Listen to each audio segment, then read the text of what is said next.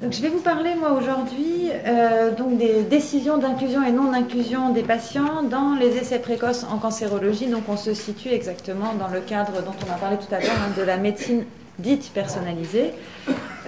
Moi, je suis philosophe, spécialiste des questions de bioéthique, et donc j'ai travaillé d'abord sur la greffe d'organes. Et je vais vous présenter ces questions-là sous l'angle d'une recherche qui a été menée entre l'Institut Curie et l'IGR, sur en fait les questions de justice, puisqu'on a vu que c'était vraiment l'enjeu principal du troisième plan cancer, c'est-à-dire la façon dont les patients bénéficient ou pas des meilleurs soins possibles, et est-ce qu'il y a des inégalités éventuellement injustes dans l'accès des patients à ces thérapeutiques, sachant qu'un des lieux de questionnement était celui des essais précoces et de la médecine personnalisée, et puis que ce qui nous a intéressés, c'était évidemment la façon dont les décisions se prennent. Dans l'analyse des données, on s'est demandé, enfin dans le questionnement du terrain, on s'est demandé comment est-ce que se prennent les décisions d'inclusion ou de non-inclusion des patients. Donc c'est pour ça que je vais vous parler des questions d'inclusion. Voilà. Pour ça, je vais revenir un petit moment en arrière sur qu'est-ce que c'est que le contexte théorique, éthique, dans lequel sont pensées les questions liées à la recherche, puisque là, les essais, c'est une pratique de recherche et pas de soins, donc c'est pas tout à fait la même chose. Donc je pense que vous le savez tous, dans l'encadrement éthique des pratiques biomédicales, on distingue classiquement la recherche du soin. La recherche, et c'est là qu'on va revenir sur les questions de vérité ou pas, disons, la recherche biomédicale, elle vise une connaissance exacte, fondée sur des preuves, et elle teste une hypothèse scientifique en vue de la prouver ou de l'invalider. C'est ça l'enjeu d'une recherche, c'est de tester une hypothèse scientifique, de la prouver ou de l'invalider. Et elle le fait, évidemment, avec comme objectif de progresser dans ces thérapeutiques, c'est-à-dire elle vise un bénéfice collectif futur. L'enjeu, c'est le bien des futurs patients dans leur ensemble. En ce sens, on peut dire donc que ce qui la caractérise, parce que évidemment, il y a plein de situations où la recherche est croisée avec le soin, où elle se fait à l'hôpital, où elle se fait dans des contextes thérapeutiques. Ce qui la caractérise, ce n'est pas la forme qu'elle prend, mais sa visée, qui est le bénéfice pour la collectivité dans le futur. Mais dans la mesure où elle teste sur des sujets humains, elle comporte des risques pour les personnes individuelles qui se prêtent à cette recherche. C'est pas pour la collectivité qu'il y a des risques, c'est pour chaque patient individuel qui accepte d'y participer. Et donc c'est pour ces raisons-là qu'elle a été encadrée au plan légal et éthique selon des critères différents du soin, et particulièrement autour de la protection des personnes qui acceptent de prendre des risques pour eux-mêmes pour des fins scientifiques collectives. Les personnes qui participent à la recherche, elles assument un risque qui n'est pas compensé par un bien pour eux-mêmes. Alors attention, cette protection elle a un sens. Je ne refais pas l'histoire de la recherche biomédicale. Vous savez bien qu'elle a émergé dans le contexte de pratiques de recherche qui étaient de l'exploitation des patients au mieux, de la torture comme ça a été le cas dans les expériences des médecins nazis. Donc elle se fonde sur des effractions avérées à la règle de protection du patient. C'est pour ça qu'on a structuré ensuite vraiment d'abord autour de la protection du patient les pratiques de recherche. Ce n'est pas du tout un principe inutile. Évidemment, elle est centrée du coup sur la vulnérabilité des patients, tant au risque de la recherche, les patients sont vulnérables au risque et au tort physique que ça peut leur causer, qu'au risque de manipulation. Et dans le cancer à l'heure actuelle, vous trouverez régulièrement dans la littérature la question de la thérapeutique misconception, c'est-à-dire de la possibilité qu'un patient choisisse de participer à un protocole en pensant à tort que ça va le soigner. Et en confondant l'enjeu de la recherche, qui est de faire progresser les connaissances, et l'enjeu pour lui-même thérapeutique. Donc vous voyez que c'est l'idée d'une vulnérabilité dans les deux sens du terme. Or, évidemment, ça a eu pour conséquence, évidemment, une protection accrue, mais en même temps, une marge d'action de la personne très restreinte, puisque dans les conditions actuelles, le patient est vu d'abord comme vulnérable, et sa marge de manœuvre, c'est d'accepter ou de refuser un essai uniquement si on le lui a proposé. Il ne peut pas demander lui-même à participer à un essai. Et ce sont, alors j'utilise le terme de gatekeepers, qui est le terme anglais, ce sont les instances médico-scientifiques qui gardent la porte d'entrée à l'essai. C'est eux qui décident in fine si le patient peut y être inclus ou pas, et ils le décident d'abord en lui proposant ou non de participer. Donc vous voyez que comme niveau de décision, c'est plutôt faible, dire oui ou non. Ce dont nous a parlé M. Clairaut ce matin, la décision c'était bien plus complexe que de dire juste oui ou non. Et donc vous voyez que c'est un niveau restreint de la décision. Diapositive suivante. Or, depuis quelques années, et notamment dans le cadre de ce qu'on appelle la médecine personnalisée dont on a parlé un peu ce matin, cette distinction entre soins et recherche, elle est en train de changer. D'abord, et c'est une bonne nouvelle, grâce au progrès de la recherche. C'est pas parce qu'on fait moins bien que cette distinction est modifiée. C'est parce qu'on a des protocoles de recherche qui comportent moins de risques pour les personnes qui y participent, qui sont plus affinés, qui visent des choses plus précises et dont on peut évaluer plus rapidement de s'ils sont efficaces ou pas. Et donc c'est le cas spécifiquement avec l'arrivée de ce qu'on appelle les essais précoces ciblés en cancérologie. Alors qu'est-ce que c'est que ces essais précoces ciblés? Vous voyez que j'ai choisi sciemment de ne pas utiliser le terme personnalisé. Et donc ce sont des essais qui concernent la première administration d'une molécule chez l'homme. Alors ça fait suite évidemment à des essais sur l'animal et à des études précliniques. C'est pas du tout quelque chose qui est improvisé. Ça fait suite à de nombreuses recherches scientifiques, mais pas sur l'homme. Ce sont des molécules qui sont sélectionnées donc, par des screenings massifs, c'est ce dont on parlait tout à l'heure. On va essayer de voir si ces molécules ont un effet donc, en laboratoire sur tel type de pathologie cancéreuse en fonction de son typage génétique, moléculaire, de ses biomarqueurs, etc. Qui sont testés sur des très petits groupes, 10 à 30 patients, donc c'est très très peu comparé aux essais de phase 2, 3, 4, où il y a vraiment énormément de patients, qui sont en général en impasse thérapeutique, c'est-à-dire pour lesquels il y a eu plusieurs lignes de chimiothérapie qui ont été essayées sans succès et qui donc n'ont plus de solution thérapeutique. Ils sont faits sans randomisation et ils s'intègrent, comme je le disais, dans ce qu'on appelle la médecine personnalisée. Et comme je vous le disais tout à l'heure, les équipes avec qui j'ai travaillé, donc à Curie et l'IGR, on avait pris l'habitude de parler plutôt de médecine guidée par la biologie pour ne pas générer, quand on présente ce travail, de confusion entre les deux sens de la personne au sens biographique qui est celui auquel on réfère spontanément par rapport à personne au sens biologique. Voilà. Donc plutôt guidée par la biologie. Or, ces premiers essais, ils ont été l'objet de méta-analyses nombreuses ces dernières années. Donc, on reprend toutes les données de la littérature et puis on essaye d'obtenir des informations plus précises. Donc, ils visent l'évaluation de la toxicité parce que c'est ça l'enjeu d'un premier essai de molécules chez l'homme habituellement. Mais ce qu'on a montré, c'est qu'ils permettent aussi une première évaluation de l'activité et donc éventuellement d'un bénéfice. Et donc, sur cette question, c'est Miller et Joffre qui ont fait ce travail-là et qui disent eux-mêmes que le taux de réponse clinique partielle ou complète, donc sur la littérature étudiée entre 91 et 2006, était de 10%, donc sur l'ensemble des essais précoces qui ont été comparés, que le taux de stabilisation était en évolution et passé de 35 à 45% et que les morts toxiques étaient en forte baisse. Alors, pour autant, les risques morbides et mortels restent importants et les progrès restent de petits pas. Alors, on disait tout à l'heure qu'on ne peut pas faire des recherches sur tout.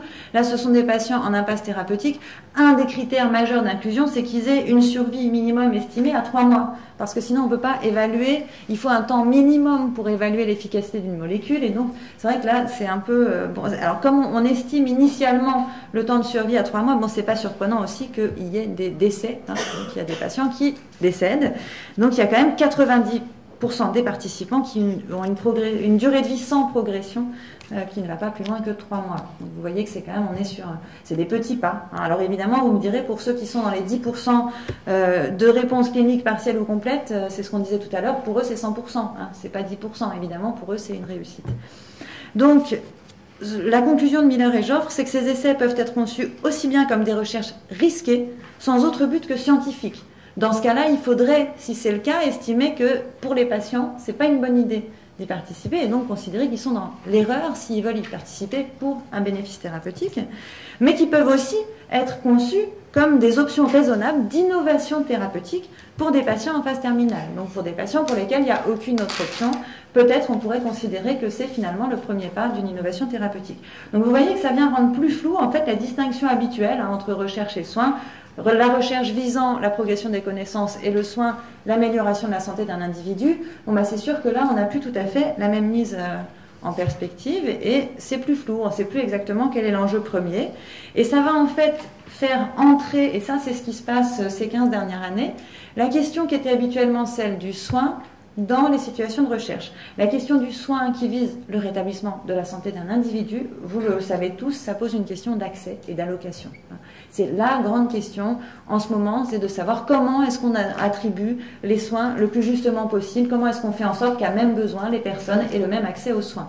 Dans la recherche, ce n'était pas la question jusque-là. La question était de savoir comment on protège les personnes de risques éventuelle d'une pratique qui ne vise pas leur bien directement. Or là, avec cette modification, cette porosité des frontières, arrive dans le domaine de la recherche la question de l'accès et de savoir comment est-ce que les personnes ont accès, est-ce que les personnes ont un accès équitable à ces nouveaux protocoles ou pas, et est-ce qu'ils y sont justement représentés.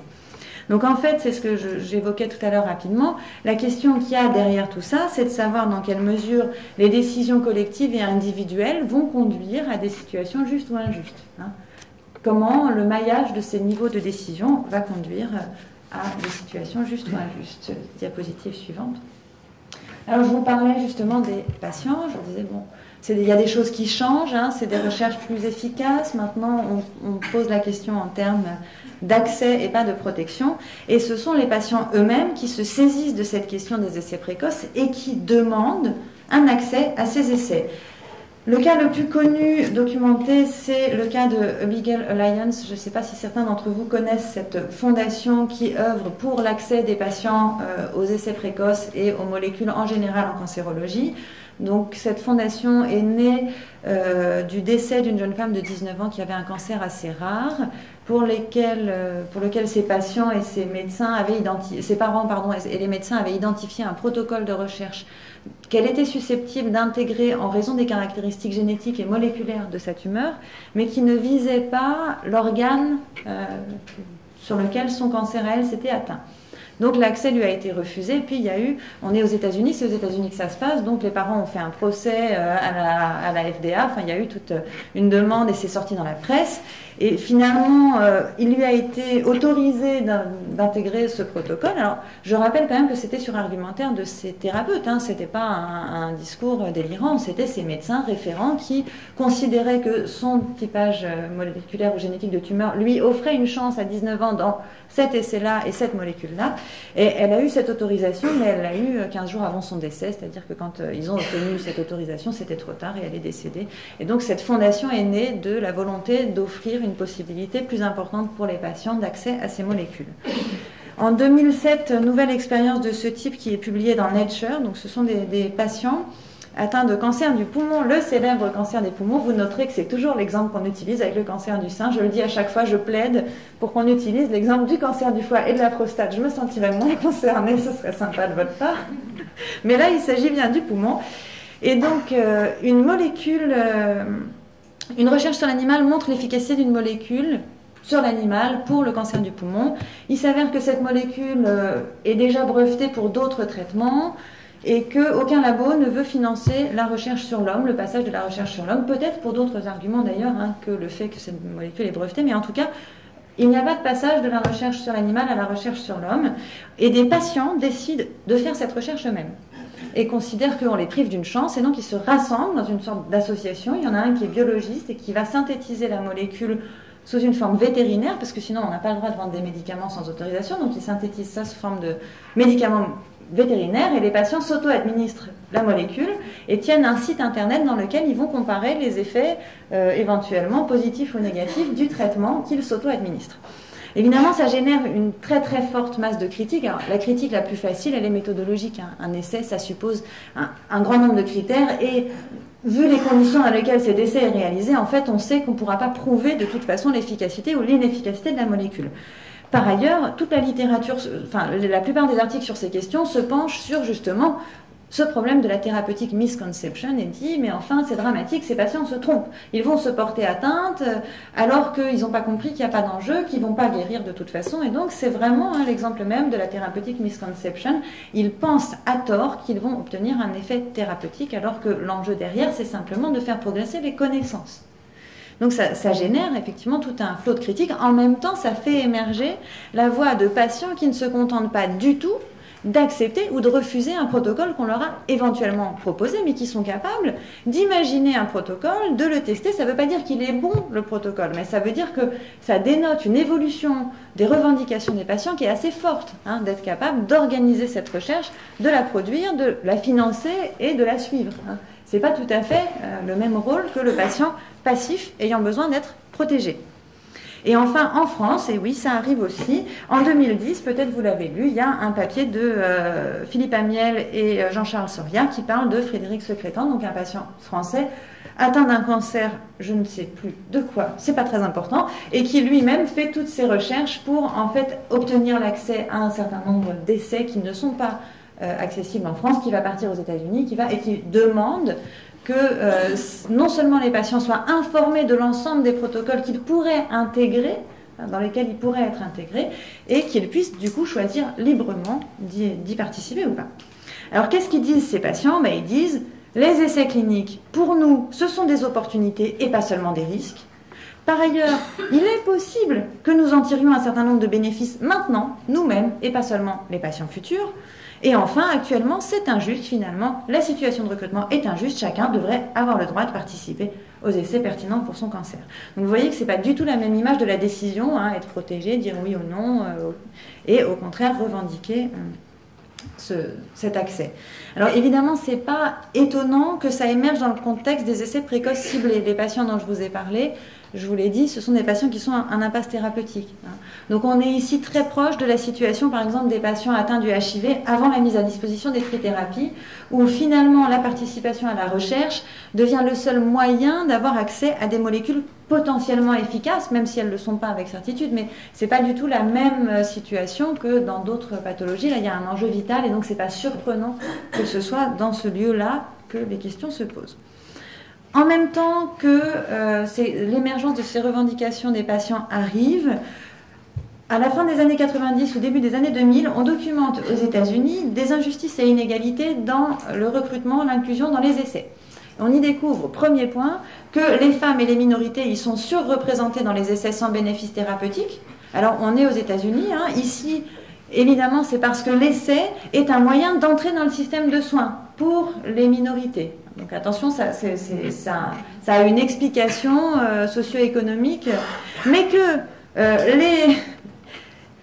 la population surreprésentée dans les essais avec un bénéfice thérapeutique espéré, ce sont les hommes blancs de niveau socioculturel élevé. Donc hommes blancs, niveau socioculturel élevé. Donc on a évidemment un problème d'inégalité dans la répartition des patients dans les essais. Donc la combinaison à la fois d'une forme de revendication des patients disant la situation actuelle est injuste et de données socio-médicales montrant que le recrutement aboutit à des conséquences parfois injustes va reposer la question de la distribution des essais et en même temps évidemment pose la question qui est une des questions qui m'intéresse moi, de savoir quel est le lien entre les décisions collectives et individuelles. Évidemment, quand vous pensez que la décision acceptable moralement pour participer à un essai, c'est la décision d'un patient compétent, qui a compris les enjeux, qui est capable de restituer les risques, qui va être un patient compliant, qui va pouvoir aller au bout de l'essai et du coup on pourra en fait analyser les données, quand c'est ça, la mise en perspective de la bonne décision et de la décision légitime du patient qui permet de l'inclure dans un essai, vous avez évidemment des chances d'exclure un autre type de patients, notamment des patients étrangers avec un faible niveau de compréhension même de la langue, avec une incapacité de se rendre régulièrement dans le centre où se font les essais, etc. Donc vous voyez qu'il y a un lien entre la décision collective et la décision individuelle qui va être de proposer ou pas à tel patient, et c'est susceptible de conduire à des injustices. Donc c'était là-dessus que se centrait la recherche à laquelle j'ai contribué. Donc face à ces problèmes, un certain nombre de modèles nouveaux d'accès aux essais sont proposés qui varient à la fois en fonction du critère de distribution qu'ils proposent et puis selon qu'ils visent les décisions plutôt collectives ou plutôt individuelles. Donc, un bon exemple de modèle centré sur les décisions collectives et les injustices en termes de population. Là, la question, c'est ce que je vous disais, les femmes, les minorités sont sous-représentées, comment on peut y apporter une solution, et donc ça vise les décisions collectives. Donc c'est le modèle proposé par Charles Weiger, vous n'avez pas besoin de retenir son nom, hein. C'est inspiré de la théorie des sphères de justice du philosophe Walser, et donc qui travaille lui sur les sphères de justice en général, et Weiger a fait le travail d'appliquer à la situation des essais en cancérologie cette théorie. Pour Weiger, l'idée c'est qu'à même besoin, les patients doivent avoir un même accès aux soins et donc aux recherches. C'est un raisonnement en deux temps. C'est qu'en fait, la non-inclusion des femmes et des minorités dans les protocoles de recherche, elle a pour conséquence l'absence de connaissances et donc de sécurité dans la répartition des bénéfices de la recherche. si vous ne testez pas sur ces populations, les traitements, vous ne saurez pas s'ils sont efficaces pour ces populations. Donc, vous les privez du bénéfice de la recherche. Donc, répondre aux besoins de tous, je simplifie, hein, je ne donne pas tous les détails de ce que ça peut vouloir dire, mais répondre aux besoins de tous dans une situation comme celle-là, c'est construire des essais dont la méthodologie n'exclut aucune des populations qui ont besoin des bénéfices de la recherche, même si ces populations sont vulnérables. Typiquement, même si ce sont des enfants, des vieillards, des incapables, des femmes, disons-le, des patients en fin de vie, etc. Donc ici, l'idée, c'est qu'à chaque protocole, de garantir que tous les patients soient représentés et de faire en sorte finalement que ces patients vulnérables puissent consentir et décider. Parce que ce qui compte, ce n'est pas tant leur décision individuelle de participer, mais la décision collective de ne pas les exclure de ces bénéfices. Donc vous voyez que ce n'est pas le même niveau, hein, le même enjeu. Alors évidemment, le problème, c'est qu'avec les essais précoces, le nombre de places, il est extrêmement faible, entre 10 et 30, et ça rend presque impossible toute forme de représentativité. Et évidemment, l'autre problème de ce modèle, c'est qu'il ne s'intéresse pas aux revendications individuelles des patients. Les patients, d'une certaine façon, ils ne disent pas « je veux qu'on puisse tous avoir accès ». Ils disent d'abord « moi, je veux pouvoir choisir pour moi ». Ce n'est pas tout à fait pareil. Modèle suivant. Le modèle fondé sur les droits. Alors moi, je l'aime bien, le modèle fondé sur les droits. En plus, il fait un peu de provoque, c'est un truc super américain. On va prendre les demandes des patients au sérieux. C'est ce que fait Manik Chahal, donc qui s'inspire, pour utiliser quelques grands mots de philosophe, de la philosophie de John Stuart Mill. Alors soit vous dites Mill, soit vous dites John Stuart Mill, mais il ne faut pas découper John Stuart. Hein, donc ça va ensemble. Donc il s'inspire du libéralisme, hein, qui est quand même une philosophie assez représentée dans le monde anglo-saxon. Ce n'est pas une insulte, je le dis à chaque fois, c'est une grande tradition en philosophie morale. Donc, ce que dit Manik Chahal, c'est qu'elle part justement des revendications des patients, en disant, les critères méthodologiques, certes, ils sont très pertinents, mais quand même, ça pose des limites importantes aux patients, et la question qu'elle pose, c'est de savoir, finalement, qu'est-ce qui importe le plus ? Est-ce que c'est les besoins et les droits des patients quand c'est eux qui ont actuellement une demande et qui sont en phase terminale, ou est-ce que c'est les besoins des futurs patients et de la collectivité à avoir des connaissances justes et fondées sur des preuves? Et donc sa solution, c'est de dire, on va offrir un accès hors essai aux patients qui le demandent. Comme ça, les patients décident pour eux-mêmes, ils sont considérés comme autonomes et pas vulnérables, et en même temps, la méthodologie des essais est préservée, et donc les bénéfices collectifs sont préservés aussi. Donc elle dit, voilà, on ne va pas toucher à la structure des essais, par contre on va donner un accès aux molécules. Alors moi c'est un modèle pour lequel j'ai pas mal de sympathie, comme je vous le disais, mais il ne résout pas tout. D'abord il est totalement décrié par la plupart des médecins et chercheurs, et évidemment ce sont eux qui sont sur le terrain, donc c'est très important de prendre en compte leur réticence, et ils ont le sentiment que ce serait la fin de la recherche clinique, puisque si vous offrez aux patients la molécule sans les contraintes de l'essai, évidemment ils ne voudront pas participer à l'essai, bon, je ne suis pas sûre que ce soit le cas, je ne suis pas sûre que les patients aient vraiment... soit égoïste, on peut imaginer qu'ils soient contents aussi de produire de la connaissance collective, mais enfin bon, de toute façon, l'enjeu pour moi c'était pas de trancher entre ces modèles, hein, c'était juste de dire, vous voyez, ça montre une évolution des conceptions sur ces questions. Et c'est sur la base de ces évolutions donc qu'on a initié la recherche Egalican qui était centrée sur ces questions en France.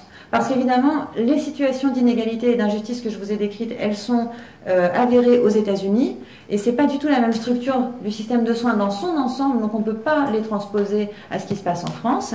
Et par ailleurs, ça repose aussi sur des conceptions de l'autonomie, de la vulnérabilité qui sont héritées des modèles anglo-saxons dans lesquels nous, on n'a pas l'habitude de raisonner. Donc on s'est dit, on va essayer de savoir ce qui se passe en France.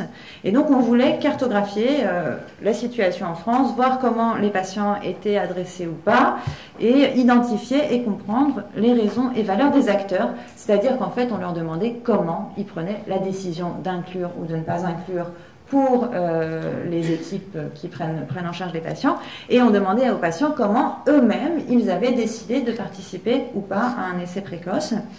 Donc c'était une recherche qui visait à intégrer le point de vue des acteurs sur la façon dont ils prenaient les décisions ou dont ils les racontaient. C'était une recherche bottom-up, au sens où elle partait des pratiques pour questionner les enjeux éthiques, interdisciplinaire, puisqu'elle a été faite par des médecins, des sociologues, des philosophes, multicentrique, puisqu'elle rassemblait l'IGR, l'Institut Curie, le CERCES, qui est le labo à Paris-Descartes dans lequel je suis, le Collège de France et l'École normale supérieure. N'en jetez plus, à chaque fois ça me demande une phrase sans fin de donner tous les participants. Et donc, c'est la recherche dont je vais présenter les résultats. Alors je vais aller très vite sur cette diapo parce que le premier point qu'on cherchait à identifier c'était comment les patients étaient adressés. Cette diapo-là, je ne vais pas la détailler. L'enjeu, c'était juste de montrer qu'il y a des endroits où les patients sont plus ou moins adressés. Et donc, c'est Sylvain Bell, un jeune sociologue que d'ailleurs Lionel connaît bien, qui a fait cette cartographie. Je ne vais pas vous donner les détails. Ce qu'on voulait montrer, c'est qu'il y a des inégalités structurelles, c'est-à-dire qu'il y a des lieux où les médecins vont décider de ne pas adresser les patients et d'autres où ils vont décider de les adresser pour l'inclusion dans des essais précoces. Le problème de cette modélisation, elle est faite à partir de la file active des 2 centres qui ont fait la recherche, c'est qu'on ne sait rien des raisons pour lesquelles les patients sont adressés ou pas. Hein. On ne peut pas dire sur une modélisation comme ça, c'est parce que le médecin référent, il n'a pas envie d'adresser ses patients, ou c'est parce que le médecin référent, il n'est pas au courant qu'il y a cet essai-là. Donc c'était juste une façon de montrer que de fait, il y a bien des variations dans l'adressage des patients, mais comme on n'a pas l'explication, ce qui était plus intéressant, c'est les résultats qui concernaient les entretiens là avec les cliniciens, les médecins référents, et les patients. Donc je vais d'abord vous parler de la question de la décision pour les équipes. Alors attention, je donne 2 précisions avant de parler d'analyse des résultats. Ce sont l'analyse d'entretien qui ont été faits avec les équipes, avec les médecins et dresseurs et avec les patients. Ce sont des analyses qui sont traitées de façon qualitative, donc elles n'ont pas, les résultats que je vous présente n'ont pas vocation à être généralisés. Hein. Ils décrivent la situation, on ne peut pas les généraliser à d'autres situations. Ils permettent de formuler des hypothèses, mais pas de dire que c'est ce qui se passe dans d'autres situations. Et par ailleurs, il y a une limite que je précise avant, puisqu'on parle de décision. Hein. Dans les patients dont je vous parlerai après, il n'y a pas de patient qui ait choisi de ne pas inclure d'essais précoces. Alors, ce n'est pas seulement un problème de méthodologie, on avait prévu de les interroger, mais en fait, ils meurent vite. Et il faut les identifier. Et le temps d'identification est long, parce que identifier un patient qui participe à un essai, ce n'est pas très difficile. Identifier un patient à qui on l'a proposé et qui a choisi de ne pas participer, c'est beaucoup plus compliqué, puisqu'il faut voir l'équipe, il faut se rappeler justement des réunions pluridisciplinaires, puis essayer de comprendre avec les médecins référents si de fait ils ont bien proposé cet essai comme ça avait été suggéré en réunion pluridisciplinaire, et ensuite de retrouver le patient pour essayer de comprendre pourquoi est-ce qu'il a choisi de ne pas participer. Donc vous voyez que c'est une limite, de fait on n'a pas pu les interroger, c'est pas une volonté, mais c'était compliqué. Alors, la question donc du côté des médecins était de savoir comment la décision se prenait finalement de participer, d'inclure ou pas un patient.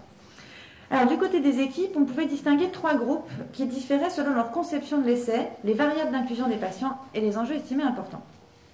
On peut dire que les investigateurs, qui sont les investigateurs, ce sont ceux qui décident d'engager le service et les patients dans les protocoles. C'est la façon dont ils se décrivent eux. Hein.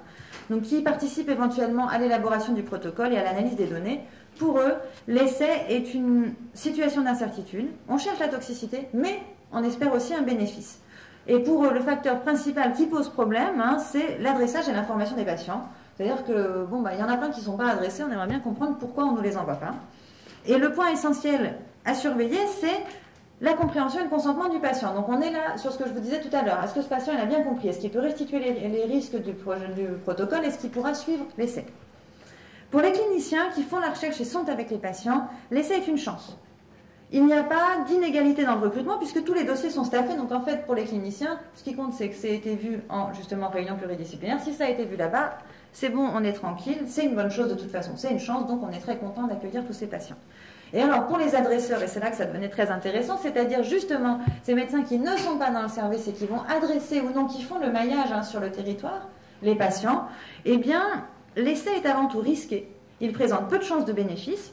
Ils envoient des patients quand ils sont en échec thérapeutique et seulement quand ils le sont, et ils sont confrontés à des refus difficiles à gérer ensuite avec le patient. C'est-à-dire que quand ils envoient un patient et que le patient n'est pas inclus, après lui avoir dit que c'était une chance pour lui, c'est extrêmement difficile de reprendre la relation avec le patient et du coup, ce point-là les conduit à un découragement. Et c'est ce que dit un des médecins référents que j'ai cité là. Il dit, c'est pas un processus d'inclusion, c'est un processus d'exclusion. Quand vous prenez 10 à 15% des patients, vous en excluez 85 et moi, j'ai pas envie de mettre mes patients dans cette situation-là. Donc vous voyez que là, on avait vraiment un miroir entre les équipes disant ce qui compte, c'est qu'ils nous soient bien adressés, et puis les médecins adressés en disant comme moi, quand je les adresse, on ne les prend pas, et je choisis, je décide que je ne vais pas les adresser. parce que sinon c'est trop compliqué. Donc là, il y a vraiment une situation de miroir où chacun pense que le problème vient de l'autre. Pour ce qui concerne les patients, diapo suivante, ne vous en faites pas, j'en ai bientôt fini. Alors, j'ai vu 24 patients dans lesquels on pouvait aussi distinguer 3 groupes selon leur relation particulièrement à l'essai. Et vous verrez que ce qui est intéressant, c'est la question de la participation des proches dans le processus de décision. Les patients de type A, c'est moi qui les appelle comme ça, hein, ils n'ont aucune autre caractéristique que d'avoir entre eux la même conception de l'essai. Hein. C'est moi qui donne le type et ça ne dit rien des patients en eux-mêmes. Donc, je les ai appelés les patients compliants, puisqu'ils ont une relation du type de la compliance à l'essai. Pour eux, donc, ce sont des patients qui sont traités sur place ou bien référés par leur oncologue et qui racontent qu'ils ont décidé en faisant ce qu'on leur a dit, ce que dit le docteur. Pour eux, l'essai est très peu différencié du soin. L'essai, c'est une chance. Ils sont moitié-moitié. Hein. La moitié dit c'est génial, c'est une chance, et l'autre moitié dit c'est ma dernière chance de toute façon, donc avec un sentiment plutôt de résignation. Et ils disent qu'il n'y a pas de participation de leurs proches au processus d'information et de décision. Ça, c'est vraiment ce qui les caractérise. Ils disent, c'est moi qui ai décidé, les proches sont perdus, je voulais décider tout seul, c'est ma vie. Voilà. Les patients de type B, que j'ai appelés donc de type B, qui avaient une relation tactique aux essais, sont des patients qui vont prendre un ou plusieurs deuxièmes avis et qui vont choisir entre ce qui leur est proposé. Et en général, le second avis est motivé soit par le médecin référent, soit par les proches. Et donc là, il y a une première participation des proches qui vont dire non, mais en fait, donc là, avec des témoignages qui disent eh bien, c'est ma belle-sœur qui m'a dit que, ou bien j'ai un cousin qui est médecin, il m'a dit que, ou bien. Et donc là, il y a vraiment une participation des proches et une orientation vers un deuxième avis. Et ensuite, donc, ils vont choisir et ils vont distinguer le soin de l'essai dans la mesure où l'essai comporte des risques. Ils identifient ça. Hein. Que l'essai comporte des risques et qui vont balancer les risques de l'essai, notamment l'incertitude, avec le bénéfice qu'ils en espèrent ou la chance que ça peut représenter pour eux. Et les patients de type C sont beaucoup plus rares, puisqu'on en a vu 2, mais ils existent. Ce sont des patients qui ont une relation de type de l'expertise à l'essai. Ils connaissent tout de leur maladie, ils refusent, et ça les caractérise particulièrement. Ce sont des patients qui ont refusé certains essais précoces pour en choisir d'autres. Et qui sont tellement informés qu'ils vont dire, par exemple, je ne voulais pas entrer à ce palier-là. Le palier 1 ne m'intéressait pas, parce que je pensais qu'il n'y avait pas de chance d'efficacité, je voulais intégrer un palier 4. Donc ils sont capables d'avoir suffisamment de connaissances sur les types d'essais qui sont proposés pour choisir celui qui leur convient le mieux, et ils vont aller chercher ce qui ne leur est pas proposé. Éventuellement, ils vont à l'étranger, ce sont des patients, les 2 sont allés à l'étranger plusieurs fois. Et ils considèrent les essais précoces risqués dans leur ensemble. C'est d'abord des risques. Ils ont un bénéfice incertain, voire nul, mais en fait, eux, ils vont chercher tel essai qui, par opposition aux autres, éventuellement va représenter une chance pour eux. Donc vous voyez que ce n'est pas du tout la même façon de percevoir la situation et de choisir. Hein. C'est vraiment, tout ça, c'est de toute façon des risques, mais je vais, moi, aller sélectionner l'information et choisir l'essai qui est bien pour moi. Donc là, il y a une participation aussi des proches avec ma fille m'a dit qu'elle connaissait, un collègue a pensé que, je suis partie aux États-Unis, etc. Par contre, note très importante, il n'y a pas de différence socio-professionnelle dans les catégories socio-professionnelles des patients des 3 groupes. Aucune différence. Ça ne varie pas, on n'a pas comme aux États-Unis, les femmes et les minorités dans tel groupe, il n'y a aucune variation. Alors évidemment, c'est un petit groupe, hein, ils sont 24, mais pour autant, là, on n'a pas observé quoi que ce soit. Donc, diapositive suivante, évidemment, la question, c'est de savoir qu'est-ce que ça nous apprend des données comme ça. Alors, ça nous a d'abord appris qu'il y avait des niveaux d'inégalité différentes, hein, avec la question de l'accès. Donc, c'est ce que je vous disais, mais là, je ne vais pas y revenir, c'est le maillage géographique et la façon dont les patients sont adressés ou pas. Et puis, les inégalités dites personnelles, c'est-à-dire la façon dont les personnes qui sont liées à la décision individuelle, hein, pas à la décision collective d'organisation des essais, mais à la décision individuelle de proposer ou pas à tel patient et pour tel patient d'intégrer ou pas un essai. Et là, c'est lié à la conception, ces variations vont être liées à la conception des essais et au rôle des proches. Ça, c'est vraiment l'hypothèse qui émerge de tout ça, c'est que le rôle des proches, en fait, la place des proches et leur participation au processus de décision est vraiment un facteur de variation de l'inclusion des patients dans l'essai ou pas. Alors évidemment, ça c'est la suite du travail qu'il faudra faire, je ne vais pas le détailler. Ce qui m'intéressait en termes de perspective, bon c'est pareil, je ne vais pas vous détailler le versant sociologique qui n'est pas très intéressant. Ce qui m'intéresse, enfin très intéressant en lui-même, mais pas pour la question philosophique qui m'intéresse. Ce qui m'intéressait moi, c'était la question de savoir si ces inégalités sont injustes ou pas. Et évidemment, on n'a pas répondu à la question, hein, parce qu'il ne suffit pas de dire qu'il y a des inégalités d'accès pour dire que c'est juste ou pas juste. Ça dépend évidemment de si ces essais sont de fait une chance ou pas. Hein. Ce que disait un des médecins référents qui ne référait pas, c'était de dire mais quelle injustice il y a à ne pas envoyer des patients. De toute façon, il n'y a pas de bénéfice. Et donc il me disait, moi je vois pas comment je serais injuste avec mes patients de pas les envoyer, alors que ce que je sais c'est qu'il n'y a pas de bénéfice pour eux, il n'y a pas d'injustice. Je les protège, ils y vont pas, et moi je pense que c'est ça qui est bien, je les protège des risques. Donc vous voyez que ça dépend, évidemment, c'est pas parce qu'il y a des variations et des inégalités qu'on peut dire que c'est injuste. Évidemment, ce qui m'intéresse moi, parce que évidemment, la question de savoir dans quelle mesure ces essais sont objectivement des chances ou pas, elle est loin d'être tranchée. Donc ce qui me semble à moi, c'est que plus que de proposer un modèle type, il me semble que le problème c'est ça, c'est de vouloir proposer un modèle type de distribution pour tous les essais précoces en cancérologie, de décision pour tous les essais, ou de choisir si nous sommes plutôt autonomes ou plutôt vulnérables dans l'ensemble. Tout ça, c'est des questions auxquelles on n'a pas de réponse. Ce qui est intéressant, c'est de renoncer à déterminer un lieu d'intervention et un seul, genre il faut améliorer l'information des patients, ou bien il faut faire en sorte que les médecins référents adressent plus, ou bien il faut faire en sorte que les équipes, etc. Je pense que ça, c'est pas des solutions. Ce qui est la piste la plus intéressante pour moi, c'est celle de la modification de ce que j'ai appelé au départ le gatekeeping, c'est-à-dire qui est-ce qui prend la décision. Et ce qu'on a observé dans d'autres pathologies, et notamment dans le sida, c'est que ce qui fait bouger les choses, c'est que le rôle des patients ne soit pas limité à accepter ou refuser de participer à un essai, mais qui participent en amont à l'élaboration, à l'évaluation des protocoles, des critères d'inclusion et de non-inclusion, etc. Bref, qu'ils soient représentés en amont dans l'élaboration et l'évaluation des protocoles auxquels on réfléchit. C'est ce qui a évidemment entraîné le plus de modifications dans l'accès aux molécules pour le cas du sida. Et à mesure que le cancer devient quand même de plus en plus, on l'a pas beaucoup dit ici, mais c'est de plus en plus le cas, une maladie chronique, c'est-à-dire c'est des malades qui vont être malades longtemps, ça devient quelque chose de possible. Et surtout, et c'est ce qui compte pour moi, ça revient à deux choses. C'est d'abord choisir comme variable d'ajustement non pas les acteurs, les patients, les équipes, les médecins référents, mais le processus d'élaboration de l'essai. Et c'est dire qu'il n'y a pas un acteur qui serait responsable de la situation, mais ce qui compte, c'est de viser le processus. J'ai terminé. Et enfin, ça revient à admettre, et ça c'est un point qui est très important en tout cas dans mon travail et qui le situe vraiment à l'intersection de la question morale et politique, ça revient à admettre que quels que soient les critères choisis, si les patients ne contribuent pas comme partenaires égaux à leur élaboration, alors la situation reste injuste parce que de toute façon, dans ce cas-là, les instances médico-scientifiques restent pour les patients des instances dominantes. Tant que vous n'avez pas la possibilité d'être représenté au niveau où les décisions se prennent, alors vous restez en situation d'être potentiellement dominé. Je vous remercie.